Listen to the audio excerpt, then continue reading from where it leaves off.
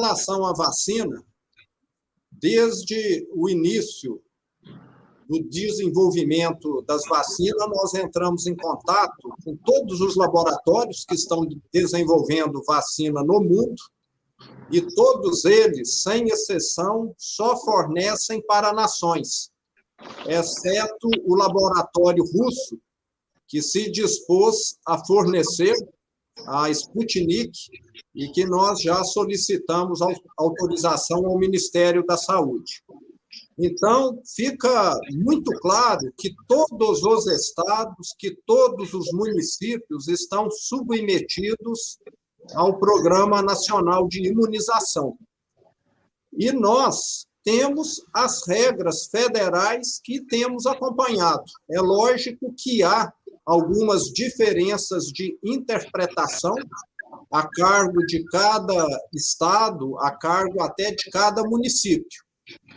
E nós temos observado que alguns estados iniciaram anteriormente a vacinação de algumas categorias, mas se você for avaliar, esses estados, no total de pessoas que receberam a vacina, não estão adiante de Minas Gerais. Eu poderia muito bem ter instituído aqui em Minas, queria vacinar pessoas de 18 a 25 anos e limitar a 500 doses por dia para esse público. Então, eu teria feito aqui um marketing muito bom, estamos já vacinando pessoas com 18 anos, mas a fila vai levar 6 meses para poder ser concluída. Nós temos feito aqui um trabalho sério, que demonstra que Minas Gerais, inclusive, ficou entre os estados que mais aplicou a segunda dose. Nós sempre estamos entre os primeiros. Vale lembrar que muitos estados, em vez de aplicar a segunda dose, estão aplicando ela como se fosse primeira, de forma que falam que imunizaram o maior número de pessoas. E tem um número que eu acho que mostra muito bem o resultado de Minas, que é a taxa de óbito. Acho que nós temos de olhar o resultado final. E o estado que tem a menor taxa de óbito do Sul e do Sudeste é qual? É Minas Gerais. Eu acho que isso é que interessa. Aqui está morrendo menos gente e está tendo menos procedimento aonde a fila anda igual uma tartaruga. Então, vamos respeitar o cidadão.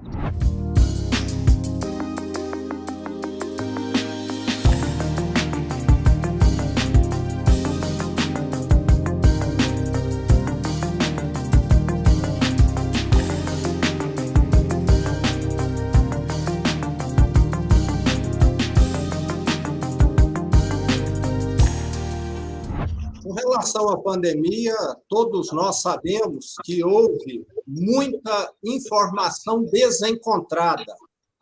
O governo federal se posicionava de uma maneira, os estados de outra, e a própria Organização Mundial de Saúde, a OMS, mudou de entendimento diversas vezes. É uma doença nova, é uma doença que ainda vai se descobrir muita coisa sobre ela.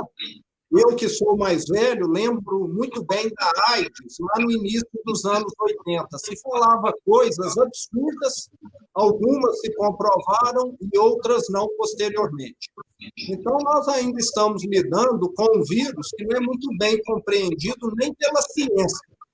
Eu penso que essa conclusão de quantas pessoas poderiam ter sido salvas deveria ser mais adequada quando nós tivermos mais certeza sobre como o vírus se comporta, sobre como a imunização se dá, e isso nós vamos conhecer em alguns anos. Então, do meu ponto de vista, qualquer conclusão agora seria prematura.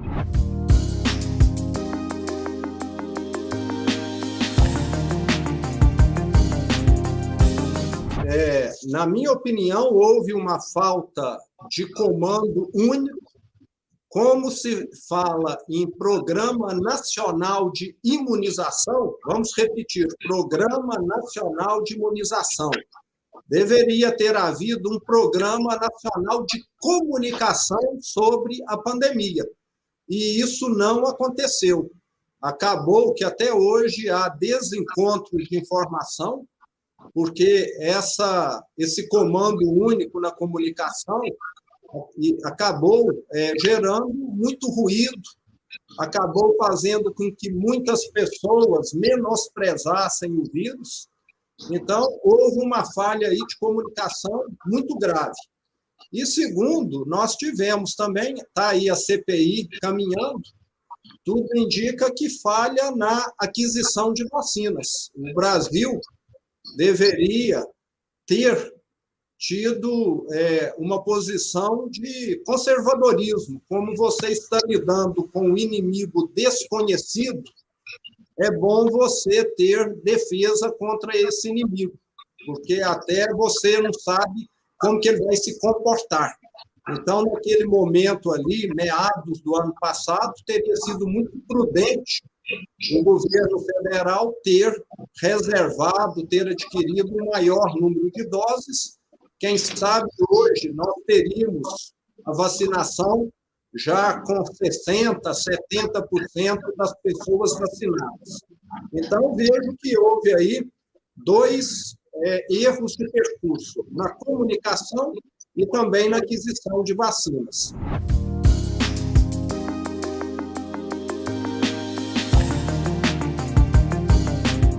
Eu sou favorável a toda apuração. Eu sempre falo que a apuração deve ser a mais imparcial possível e também a mais célere possível. O que eu não concordo é desse tipo de CPI ficar servindo de palanque político. Se alguém errou, que seja identificado, que seja responsabilizado, e, se for o caso, punido. Mas eu sempre digo que nós já temos Polícia Federal, nós temos Ministério Público Federal, Tribunal de Contas da União, e o brasileiro hoje precisa de comida no prato. E o que vai colocar comida no prato do brasileiro não é CPI, são as reformas que nós precisamos, a reforma tributária, a reforma administrativa. Então, daí a minha visão. CPI tem de acabar logo, que puna quem deva punir. Então, que ela termine o quanto antes e que mostre para que veio.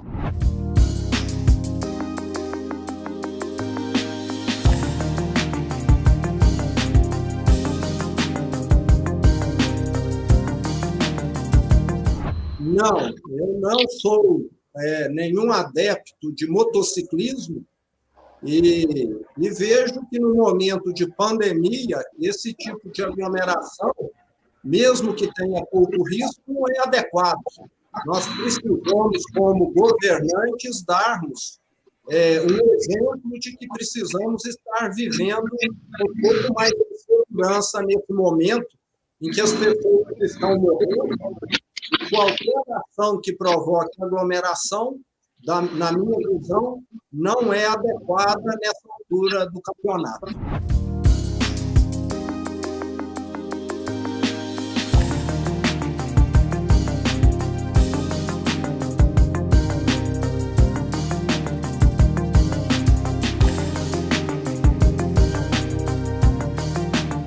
Bom, eu quero deixar claro que a distribuição de vacinas que o Estado faz é uma distribuição totalmente técnica. Não há nenhum município prejudicado ou beneficiado. O que há, sim, são prefeitos. Todos eles, eu posso dizer que os 853 prefeitos de Minas que gostariam de receber mais vacinas. E no início do processo de vacinação, houve uma distribuição determinada pelo Ministério da Saúde de acordo com o número de profissionais de saúde em cada cidade. Isso fez com que, em diversas cidades, o processo avançasse com mais rapidez, já que nessas cidades se concentram o maior número de profissionais de saúde. Posteriormente, o mesmo aconteceu com relação a idosos. Algumas cidades concentram mais idosos do que outras têm um perfil mais jovem. E isso fez com que, em alguns municípios, o percentual de pessoas vacinadas avançasse mais depressa ou menos. E nós ainda tivemos a questão do Belo Horizonte, igualmente a outras capitais, recebeu 2 lotes de vacina da Pfizer. E esses 2 lotes de vacina fez com que a capital andasse num ritmo muito maior do que as demais cidades do estado. Mas nós não temos nada contra nenhum prefeito no que diz respeito à distribuição de vacinas. Os números estão abertos, são acompanhados pelo Ministério Público, já falamos para a Associação Mineira de Municípios, que está lá à disposição dela, se ela quiser questionar algum critério, nós estamos totalmente prontos para ouvirmos. Então, nós não temos o que temer. Desde o início, o processo foi o mais transparente possível. E eu quero salientar aqui, não sei se vocês acompanham, Minas Gerais era o antepenúltimo estado em questão de transparência quando nós assumimos. E hoje é o primeiro lugar no Brasil, o que demonstra claramente que nós temos feito um trabalho aqui de deixar tudo muito claro. Não temos aqui o que esconder.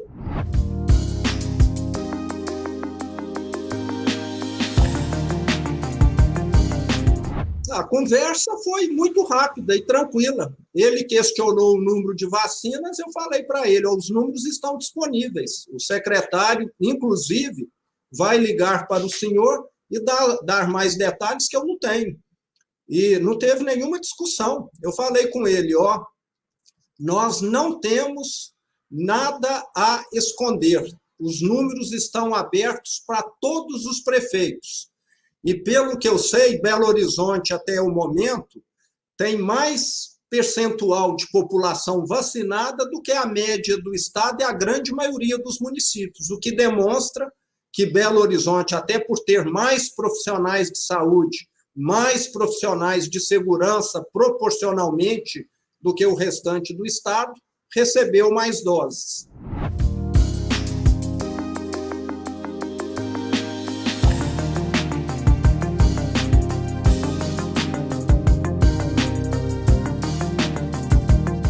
Bom, primeiro eu queria dizer, lembrando o meu histórico profissional, que durante a minha carreira eu abri mais de 450 lojas, uma em cada cidade. Eu passei a maior parte do meu tempo, que eu acredito que é o mais produtivo, em campo. Eu sou o gestor que gosta de ir no chão de fábrica. Fiz isso no primeiro ano de governo, ninguém falou nada.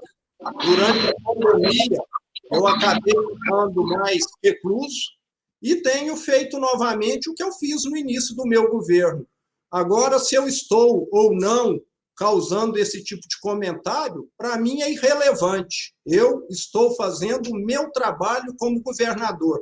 Eu gosto de ir na rua, eu gosto de escutar o setor produtivo de cada região do estado para entender os problemas, porque quem entende os problemas toma decisões mais acertadas. E nós temos de lembrar que nós já tivemos governadores aqui em Minas Gerais que sequer podiam andar na rua ou ter contato com os prefeitos, devido ao clima que existia então. Então, eu vejo até como mérito essa nossa forma de estar conduzindo, de estar levando adiante essas minhas andanças pelo interior do estado. E eu lembro também que 75% da população está no interior do estado, e não aqui na capital. E nós sempre tivemos prefeitos, aliás, governadores, que ficavam meses sem estar presente no interior. Então, é um trabalho que eu sempre fiz e vou continuar fazendo.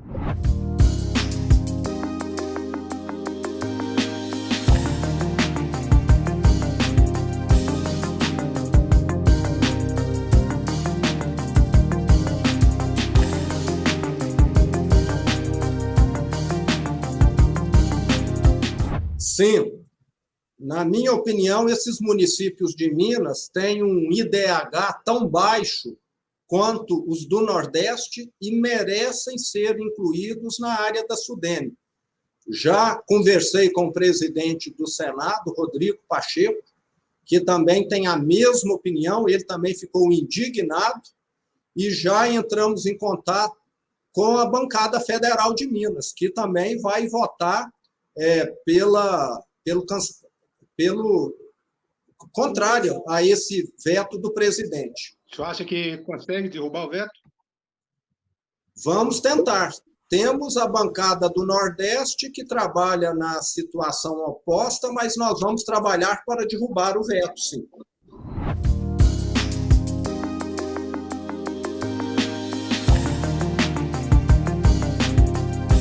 Bom, uma coisa eu posso te adiantar. Nós temos mantido contato com diversos partidos, através do secretário Igor Eto, que é o secretário de governo, e queremos, juntamente com esses partidos, termos alianças para viabilizar uma candidatura nossa no próximo ano ao governo de Minas. Mas quem tem conduzido, quem tem feito todas essas conversas, esses diálogos, tem sido o secretário Igor Eto. Ele é que tem mais detalhes, mas nós sabemos que é fundamental que nós tenhamos partidos aliados conosco nessa próxima eleição.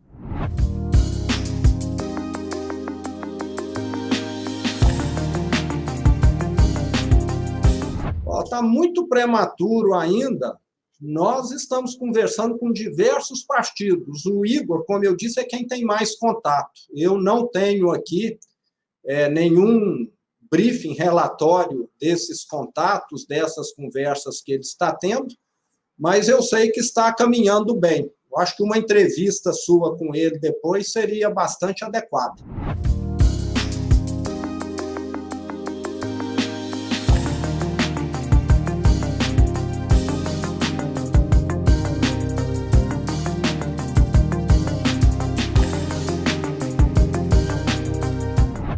Eu vejo com muita tranquilidade quem não tem o que esconder, não tem o que temer. Então, da minha parte, eu estou muito tranquilo com relação à CPI da saúde, para que nada interferisse naquele momento na CPI. Eu demiti o secretário, que poderia estar envolvido, e se há alguém culpado, que seja responsabilizado e punido. Agora, eu percebo também um incômodo muito grande que o nosso governo gera, porque o nosso governo parece que está aprovado, tem corrupção zero, é um governo que melhorou todos os indicadores da saúde, da segurança, da educação, de investimentos, da transparência. E o último governo em Minas Gerais, que arrasou com o Estado, que mandou o nome de 280 mil funcionários públicos para o SPC, que saqueou o Tribunal de Justiça em mais de 6 bilhões de reais, que não pagou, não fez os repasses para os municípios em mais de 7 bilhões, não teve CPI a respeito desses temas. É muito estranho, não é? Me parece que estão procurando cabelo em casca de ovo e não gordura em pele de porco gordo, como deveria ser. Então, eu acho muito estranho tudo isso. Eu até queria saber o critério. O critério qual que é para poder abrir uma CPI? É procurar migalha ou é deixar passar elefantes e baleias? Eu acho muito estranho.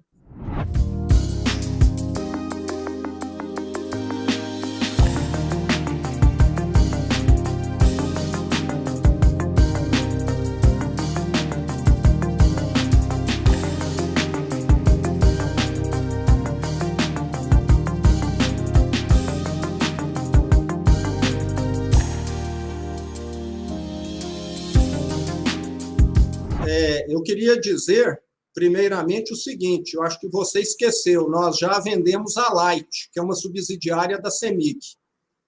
E nós temos de lembrar, eu acho que até vocês, que são imprensa, poderiam fazer uma matéria muito interessante sobre como o setor produtivo em Minas Gerais sofre devido à falta de energia elétrica. Eu não sei se a imprensa já divulgou isso, mas nós temos aí na região de Unai pivôs centrais parados há anos, porque a CEMIG se comprometeu a entregar energia e não entregou.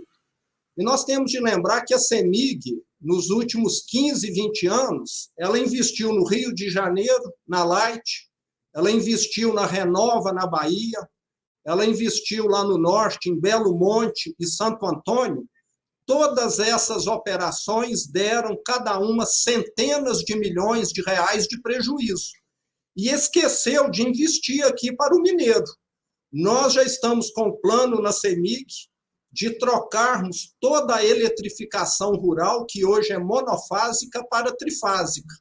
Hoje, quando se fala em eletrificação rural em Minas Gerais, é uma eletrificação que dá para o proprietário ligar a geladeira e a televisão. Se ele quiser colocar uma máquina na propriedade dele, a energia que chega lá não é suficiente. Então, fica muito claro que a CEMIG não está atendendo necessariamente e de forma adequada o povo mineiro.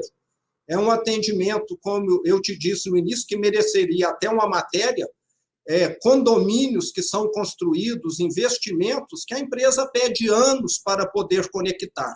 Na nossa gestão já melhorou muito, já fizemos grandes avanços, mas eu já escutei diversos empresários falando, eu queria construir em Minas há 5 anos atrás, há 6, não construí porque não tinha energia elétrica.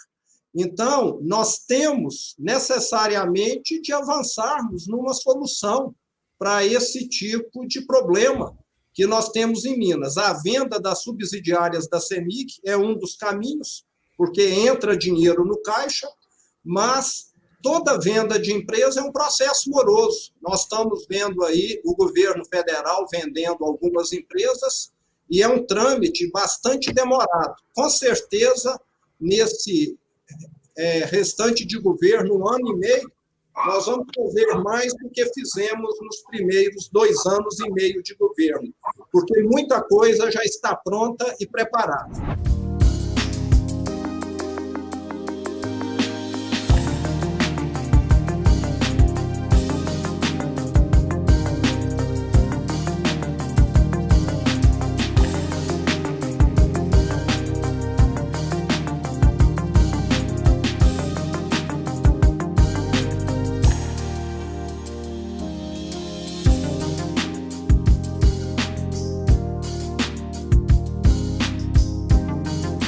Bom, primeiro eu quero deixar claro que o acordo que o meu governo fez foi em fevereiro desse ano, juntamente com o Ministério Público Federal, com a Defensoria Pública e com a chancela do Tribunal de Justiça. Esse é o acordo que o meu governo fez.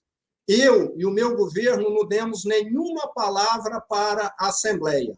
E a Assembleia tem autonomia, tem soberania para poder fazer o projeto, emendar o que nós enviamos na hora que ela quiser. Então, está na mão da Assembleia, não está nas nossas mãos. Desde que a Assembleia faça isso dentro do acordo que foi feito em fevereiro e dentro dos limites da lei, nós vamos acatar tudo. A Assembleia não depende de nós, não. A Assembleia é soberana. Teve acordo para abrir CPI, por que ela não vota o acordo? Então, ela pode fazer isso a qualquer momento, do jeito que ela fez com a CPI, que ela avalie lá o regulamento dela, ela tem soberania, eu acho que ela está esquecendo. Ela pode votar a qualquer momento, ela não depende do governo. A Assembleia é soberana. Se ela quiser, ela pode até mudar outras coisas. E nós concordamos com esses repasses de 1,5 bilhão aos municípios, desde que vamos deixar muito claro que seja feito de acordo com a lei e de acordo com o acordo que também foi firmado no mês de fevereiro. Nós não queremos burocratizar nada, nós mandamos a lei que está lá prontinha, é só a Assembleia emendá-la. Me parece que quem está querendo burocratizar é a Assembleia, que está querendo que seja feito um novo institutivo. Então, da nossa parte, isso já era para ter acontecido há muito tempo. E por que falar isso só agora, depois de 4 meses que o projeto foi enviado? Faz sentido?